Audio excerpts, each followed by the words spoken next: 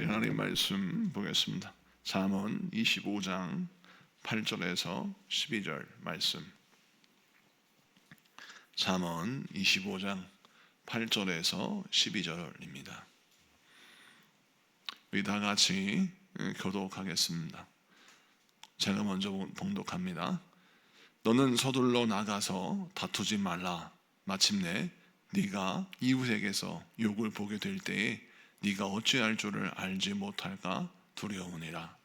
너는 이웃과 다투거든 변론만 하고 남의 은밀한 일은 누설하지 말라. 듣는 자가 너를 꾸짖을 터이요 또 내게 대한 악평이 내게서 떠나지 아니할까 두려우니라.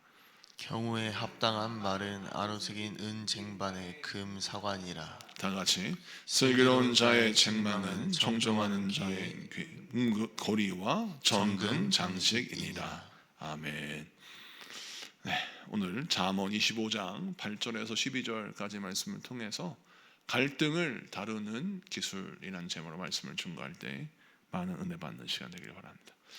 히스기야 왕의 신하들이 솔로몬의 잠언을 이제 성경에 기록하면서 특별히 오늘 본문을 보면 갈등을 어떻게 다루어야 하는가라고 하는 하나님의 말씀의 지혜를 우리에게 전달하고 있습니다. 우리 하나님은 우리에게 일상생활에 필요한 말씀을 잠언을 통해서 말씀하시는데 그 일상생활 가운데 자주 만나는 상황이 갈등의 상황입니다. 가정에서 갈등이 있고요, 직장에서 갈등이 있고, 또 우리의 인생의 삶의 현장에서 갈등은 늘 경험되어지는 과정입니다. 아무리 사랑해도 갈등은 빚어지기 마련이지요. 그래서 어떻게 우리 인간관계의 갈등을 해결할 것인가, 그걸 설명하는데 오늘 읽은 본문은 특별히 우리의 일상의 사회에서, 가정이 아닌 사회에서 어떻게 우리가 갈등을 다룰 것인가, 그 세 가지 기술을 설명하고 있는데, 우선 8절을 다시 봅시다. 8절 여러분 한번 같이 읽어주시겠어요? 잠언 25장 8절 시작. 너는 서둘러 나가서 다투지 말라. 마침내 내가 이웃에게서 욕을 보게 될 때에 내가 어찌할 줄을 알지 못할까 두려우니라. 아멘. 여기서 보니까 너는 서둘러 나가서 다투지 마라. 이 다투다라는 말은 법적인 고소, 법적인 분쟁, 이런 뜻을 또 내포하는 단어가 쓰여져 있어요. 그러니까 너는 아무리 억울하다고, 아무리 뭔 문제가 있다고, 갈등의 상황이 빚어지면 서둘러서 법정으로 달려가지 마라. 그러니까 이 얘기는 무슨 얘기냐면, 갈등이 빚어졌을 때 뭔가 이 갈등을 잘 해결하려고 대화를 나누고, 또 이 문제를 어떤 순차적으로 침착하게 문제를 풀려고 해야 되는데, 내가 억울하다고, 분하다고 곧장 고소를 하고 곧장 이것을 법적인 문제로 풀어가려고 덤벼들면 오히려 그는 욕을 보게 될 것이다, 낭패를 겪게 될 것이다 라는 겁니다. 왜냐하면 여러분, 법이란 것은, 재판이라는 것은 증거와 논리를 가지고 싸우는 싸움이 재판입니다. 그러다 보니까 내가 정말 억울한 일을 당했어요. 그 억울한 일을 어떻게 하소연할 데가 없는 겁니다. 그러면 그 분노를 표출하기 전에 먼저 대화로 풀고, 또 법으로 나갈 때 그것을 해결하기 위해서 증거와 논리를 갖추어야 법정에서 승리할 수 있는 겁니다. 그래서 오늘 이 8절은 이 땅의 사회를 살아가는 우리들에게 하나님은 말씀하십니다. 화가 난다고 해서 그 분노를 따라, 그 화를 따라 막 성급하게 싸우고 분쟁을 일으키면 결국 내가 손해라는 거예요. 그래서 오늘 말씀에 8절에 강조하는 것은 무엇이냐면, 어떤 갈등의 상황에 빚어졌을 때 침착하라는 겁니다. 그리고 지금 이 문제가 무엇이지, 내가 이 문제를 풀려면 어떻게 해야 되지? 라고 하는 논리적인 사고방식으로 그 문제를 차근차근 풀어가야 한다는 것이죠. 여러분, 엉켜있는 실타래 어떻게 해야 합니까? 차근차근 풀어가야 돼요. 만약 순서를 하나씩 붙잡지 않고 막 성질대로 실타래를 푼다고 막 한다면 결국 이 가위로 다 잘라야 됩니다. 다 끊어지고 다 망가져 버리는 것이죠. 오늘 말씀이 그것입니다. 그래서 갈등의 상황이 빚어지면 먼저 법정으로 달려가지 마라. 먼저 싸우려고 하지 마라. 너희가 침착하게 그 갈등을 풀어가려고 노력하라. 논리적으로 하나씩 순차적으로 하나씩 그랬을 때 그 갈등은 오히려 손쉽게 해결될 수 있다는 것을 설명하고 있는 것입니다. 자, 그 다음에 9절 말씀을 보겠습니다. 9절과 10절 두 절을 같이 읽습니다. 시작. 너는 이웃과 다투거든 변론만 하고 남의 은밀한 일은 누설하지 말라. 듣는 자가 너를 꾸짖을 터이요 또 내게 대한 악평이 내게서 떠나지 아니할까 두려우니라. 아멘. 자, 갈등을 다루는 두 번째 기술 9절 10절에 등장하는데, 우리가 이제 이웃과 다툰다라는 상황에 등장하지 않습니까? 근데 이웃은 누구를 말하는 걸까요? 가까운 사람입니다. 그러니까 회사의 동료, 또 사업의 파트너, 뭐 이런 가까운 관계에 있는 사람, 그것을 이웃이라고 설명합니다. 근데 가까운 관계에 있는 사람과 갈등이 벌어졌어요. 그래서 다툼이 벌어졌습니다. 그런데 중요한 건 이웃 가까운 사람과 다툼이 벌어졌을 때 주의할 것이 남의 은밀한 일을 누설하지 말라라고 말하는 거예요. 이 상황이 어떤 상황이냐면, 자, A라는 사람과 B라는 사람이 직장 생활하면서 서로 친하게 지냈어요. 그런데 어떤 문제가 생겨서 이제 다투게 되었습니다. 그런데 평소 친하게 지낼 때 알고 있던 서로의 비밀이 있지 않습니까? 왜냐하면 직장 생활하면서 상사를 뭐 욕하기도 하고, 또 일이 힘들다고 사장을 욕하기도 하고 하지 않습니까? 그런데 그것을 알고 있는 상대방이 서로 다툰다고 네가 옛날에 이런 말을 했지라고 사장한테 그것을 폭로하고, 또 다른 동료한테 그것을 폭로해서 싸움을 하지 말라는 거예요. 왜냐하면 상대방도 가만히 안 있을 거라는 겁니다. 이것은 진흙탕 싸움을 설명합니다. 어떤 친한 관계가 갈등을 빚어서 어쩔 수 없이 다툼이 벌어졌을 때 그 다툼을 해결하기 위해서는 게임의 룰, 싸움의 룰을 지키라는 거예요. 여러분, 권투도 주먹질은 할 수 있어도 발길질은 해서는 안 됩니다. 그건 권투 경기가 아니에요. 권투 경기도 싸움 같지만 룰이 있죠. 그것처럼 여러분, 가까운 사람과의 다툼은 룰이 있는 겁니다. 어떤 룰? 나만 알고 있는 상대방의 비밀을, 은밀한 일을 드러내지 말라는 거예요. 왜냐하면 그 일을 드러내면 상대방도 가만히 안 있습니다. 상대방도 반격하게 되죠. 그러면 오늘 말씀 10절에 보니까 듣는 자가 너를 꾸짖을 터이요.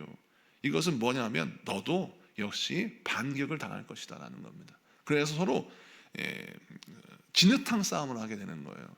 아주 그 좋은 예는 연예인들이 어떤 매니저와 분쟁을 하게 되면, 그 연예인이 분쟁하게 되면 서로 막 폭로전을 벌이면서 파멸의 길로 들어가는 것입니다. 그래서 오늘 9절 10절은 무엇을 설명하냐면, 가까운 사람 가운데 분쟁이 생겼다, 갈등이 생겼다. 그러면 반드시 어떻게 되냐면 게임의 룰을 지키면서 싸움을 진행해라. 다시 말해서 관계를 깨려고 하거나 감정 싸움으로 번지려고 하거나 진흙탕 싸움으로 가지 않도록 서로 화해할 수 있는 방법을 모색하라는 것이 오늘 9절 10절의 말씀의 중요한 핵심입니다. 여러분, 이것을 기억하시고 가정에서나 회사에서나 직장에서나 우리가 갈등의 상황이 빚어진다면 그때 주의할 것, 아무리 내가 화가 나도 아무리 분해도 상대방의 은밀한 일을 폭로하는 것으로 싸움을 진흙탕으로 만들지 마시고, 진흙탕 싸움에 빠져들면 나만 손해가, 상대방이 손해가 아니라 나도 손해를 봅니다. 서로 그냥 승자가 없는, 패자만 있는 싸움으로 번져버리는 것이죠. 이런 싸움은 피하는 것이 지혜인 것입니다. 이것을 기억하시고 갈등을 해결하는 두 번째 지혜를 여러분의 것으로 만드신 여러분들에게 축복합니다. 자, 그 다음에 11절 12절을 보겠습니다. 11절 12절 다 같이 읽습니다. 시작. 경우에 합당한 말은 아로새긴 은쟁반의 금사관이라. 슬기로운 자의 책망은 청종하는 귀의 금고리와 정금 장식이니라. 아멘. 자, 오늘 11절, 12절을 각각 해석하고 설명합니다. 경우에 합당한 말, 이것은 무엇이냐면 이 경우라는 말은 사실은 히브리어로 아프나부라고 했는데 이 아프나부라고 하는 말이 어떤 의미냐면 때와 방식과 어떤 방향을 설명합니다. 그러니까 경우에 합당한 말은 무슨 뜻이냐면 때에 맞는 말, 첫 번째. 두 번째는 어떤 방식의 올바른 방식을 통하여 말하는 말, 그럽니다. 자, 그러니까 더 쉽게 표현하자면 때에 맞는 말이 경우에 맞는 말이고, 또 말을 할 때도 그 말투나 말의 내용, 표현이 적당한 말이 오늘 말씀의 경우에 합당한 말을 설명하는 겁니다. 여러분, 우리가 일상생활을 하면서 왜 갈등이 빚어지느냐? 때에 맞는 말을 하지 않기 때문에 그렇습니다. 여러분, 이 때에 맞는 말은 우리가 이 사회를 살아가는 우리 그리스도인들에게는 너무나도 잘 알고 있고 경험한 내용이죠. 우리는 항상 때에 맞는 말을 해야 합니다. 슬픔을 당한 사람에게는 그 슬픔을 당한 사람을 위로하는 말을 해야지, 슬픔을 당한 사람에게 찾아가서 네가 이런 어려운 일을 당하고 슬픈 일을 당한 것은 너의 이런 잘못 때문이더라고 지적질을 하면 그거는 상대방의 슬픔을 더 가중시키는 것입니다. 상대방의 슬픔에 빠진 사람을 보면 그 사람의 잘못을 따지기 전에 우선 그 사람을 위로하고 그 슬픔에서 벗어나고 일어날 수 있도록 격려하는 말이 필요하겠죠. 또한 또 상대방이 너무나도 분노 가운데 차 있다면 그 분노에 차 있는 사람의 마음을 가라앉히기 위하여 그 사람에게 침착하게 행동할 수 있도록 분노를 자극한 말이 아니라 분노를 누그러뜨리는 말을 통해서 갈등을 풀어가야 하는 것입니다. 그런데 많은 사람들이 때에 맞지 않는 말을 한다는 건 뭐냐면 상대방이 지금 화가 나 있는데 화난 그 사람에게 불난 사람에게 기름을 끼얹는 그런 말을 할 때가 있고, 우리는 슬픔을 당한 사람들에게 오히려 슬픔을 더 가중시키는 말을 할 때가 있더라는 거예요. 그래서 오늘 말씀에는 갈등을 다루기 위하여 우리가 어떤 언어 습관을 가져야 되냐면, 내가 이 말을 할 때인가, 이런 상황인가 라고 해서 내가 아무리 옳은 말을 한다 할지라도 그 말을 하는 때가 적절한지를 살펴야 한다는 것입니다. 그리고 경우에 합당한 말은 은쟁반에 놓여진 금사과다라고 하는 건 뭐냐면, 이건 관용적인 표현인데 은쟁반과 금사과, 자, 금사과가 가장 아름답게 빛나려면 은쟁반에 놓여야 금사과가 가장 아름답게 빛난다라고 하는 이 표현이에요. 그럼 이것은 뭐냐면 적당한 말, 경우에 합당한 말을 부연 설명하는 건데, 아무리 좋은 말이라 할지라도 적절한 그릇, 적절한 표현을 가져야 내 말에 금사과가 같은 나의 말이 빛을 발한다는 뜻입니다. 그래서 우리는 그리스도인들은 복음을 설명할 때, 전도할 때, 예수를 전할 때 내가 전하는 예수의 복음이, 내가 전하는 예수의 이름이 나의 말을 통해서 전파되고 선포되는데 적절하고 올바른 방식의 표현을 할 줄 알아야 하는 겁니다. 자, 이것의 예를 보면, 부정적인 예는 예수 믿어봐, 그냥 만사형통이야, 이런 말을 한단 말입니다. 그 말이 맞은 것 같지만 듣는 사람들에게는 좀 오해를 불러일으킬 수 있는 것입니다. 왜냐하면 예수를 믿는다고 해서 만사형통이다, 어떤 모든 일이라도 어려움이 없다, 그건 아니죠. 예수를 믿는다고 해서 실패하지 않고 고난을 겪는 것도 아니고 항상 모든 일이 다 잘 된다, 이것은 상대방의 오해를 불러일으키는 말이고, 복음을 좀 평가절하하는 표현을 사용할 수 있습니다. 예수 천당 불신조 이란 말로 전도하는 사람이죠. 이것이 전도하는 건 틀린 게 아닙니다. 잘못된 게 아니에요. 그런데 표현이, 예수 믿는 사람들은 천국 가고 예수 안 믿는 사람은 지옥 간다, 틀린 말을 한 건 아니에요. 그런데 그렇게 막 큰 소리 치고 사람을 윽박지르면 결국 복음이 건너갈 수 있는 다리를 불태워버리는 것입니다. 그래서 우리는 전도할 때 어떤 지혜가 필요하냐면, 은쟁반에 놓여진 금사가 좋은 표현을 통해서 표현되어지는 복음을 가져야 하는 것입니다. 할렐루야. 그래서 상대방을 윽박지르거나 상대방의 자존심을 뭉개버리거나 어떤 상황에 맞지 않는 말을 해서 내가 전하는 금사와 같은 복음, 내가 전하는 금사와 같은 예수의 이름이 폄하되지 않도록 주의하라는 것입니다. 그래서 오늘 11절 말씀은 우리가 복음을 전할 때, 말을 할 때 항상 어떻게 되냐면 내가 지금 이 상황에 이 말을 하는 것이 맞은가, 내가 그리고 상대방이 설득되어지는 표현을 통해서 하나님의 말씀의 진리를 전하고 있는가, 이걸 살펴야 합니다. 그런데 상대방이 지금 설득되지 않는데 우격다짐으로 내가 전하는 진리를 전한다면 그것은 생각을 하지 않은 사람이라는 거예요. 그래서 오늘 말씀을 통해서 저와 여러분이 때와 또 방식에 올바른 합당한 진리를 전하는 저와 여러분 되기를 축복합니다. 그 다음에 지혜자의 책망은 두를 줄 아는 귀의 금귀걸이와 순금 목걸이 같다. 이게 무슨 뜻이냐면 지혜로운 사람이 책망하듯이 어떤 조언을 했어요. 그러면 그 책망과 조언은 복 있는 사람에게는 그 사람을 아름답게 만드는 장신구가 되는데, 어리석은 사람에게는 그 책망은 상처로 남아버리는 거예요. 근데 이것은 누구의 손해냐? 어리석은 사람의 손해다라는 겁니다. 그래서 오늘 12절의 말씀은 갈등이 빚어졌어요. 그 갈등이 뭐냐면 지혜로운 자의 책망이 주어질 수밖에 없다는 거예요. 여러분, 아무리 똑똑한 사람도 실수할 수 있고요, 아무리 탁월한 사람도 부족함이 보일 수 있습니다. 그러면 코치나 어떤 스승이나 지혜자가 나에게 조언을 하는데 그 조언이 때로는 책망으로 들릴 수 있다는 거예요. 그때 주의할 것, 나를 살리기 위하여, 나를 업그레이드 시키기 위해서 주어지는 조언이나 책망은 들을 때는 책망으로 들려요. 근데 그것을 소화하면 그 사람의 금귀걸이 또 아름다운 목걸이가 되는데, 만약 나에게 주어진 조언과 나를 살리는 말을 듣지 못하고 그걸 책망으로만 들으면, 그것을 비난으로만 들으면 그 사람은 결국 목걸이를 하는 것이 아니라 목줄을 매는 자가 돼요. 나의 연약함, 나의 부족함 때문에 내가 현실에 질질 끌려다니는 어리석은 자가 된다는 것입니다. 그래서 오늘 말씀에 지혜로운 자와 갈등을 빚지 말고 지혜로운 자의 지혜를 받아 누려라 라고 설명하는 겁니다.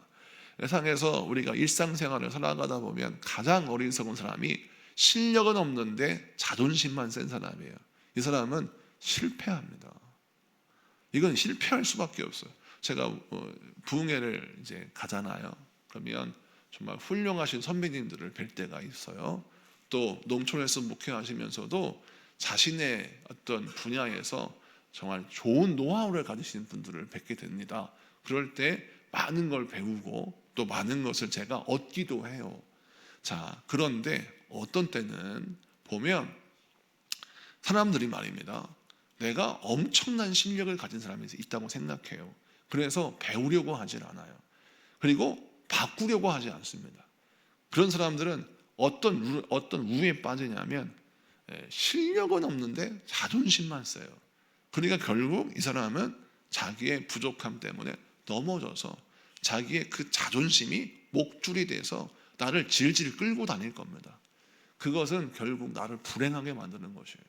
우리 모두가 다 이 말씀을 통해서 나의 일상에서 갈등을 잘 다루는 여러분 되시기를 축복합니다. 말씀을 마치고 정리합니다. 성경은 우리에게 갈등을 잘 다루어야 승리할 수 있고 복된 삶을 살 수 있다고 설명하고 있습니다. 아무리 화나도 성급히 다투면 안 됩니다. 아무리 내가 억울하다고 해서 섣불리 여러분 법정 소송을 벌여서는 안 되는 것입니다. 문제가 생겼을 때 그 문제와 갈등을 해결하기 위해서 침착하게 논리적으로 증거를 가지고 하나하나 따져 묻고 그것을 대화로 순차적으로 풀어가는 것이 지혜인 것이죠. 두 번째, 아무리 또 힘들고 어려운 분한 싸움을 한다 할지라도 가까운 사람일수록 상대방의 은밀한 일을 절대 말하지 마라. 싸움에도 룰이 있다라는 것입니다. 여러분, 룰을 지키며 싸우는 것입니다. 갈등도 룰을 지키면서 갈등을 해결해야 되는 것이죠. 그 다음에 세 번째, 아무리 좋은 말이라도 때와 방식이 올바른 말이 좋은 말이라는 것입니다. 이 말씀 붙들고 승리하신 여러분에게 축복합니다. 갈등을 다루는 기술 공동기도문 같이 선포하며 기도하겠습니다. 선포합니다. 시작. 사랑의 아버지 하나님, 우리의 삶 속에서 피할 수 없는 갈등의 순간마다 말씀의 지혜로 우리를 인도해 주시니 감사합니다. 억울함과 분노에 휘둘려 성급히 말하지 않게 하시고 언제나 진리 위에 서서 신중하게 판단하는 분별력을 주옵소서. 다툼의 자리에서도 남의 은밀한 일을 입에 오르지 않게 하시고 우리의 입술을 절제하여 관계를 지키는 사람 되게 하옵소서. 때에 합당한 말을 할 줄 아는 지혜와 지혜자의 책망을 겸손히 들을 줄 아는 귀를 우리에게 허락하여 주옵소서. 우리의 삶이 하나님의 영광을 드러내는 아름다운 장식이 되게 하옵소서. 예수님의 이름으로 기도드립니다. 아멘.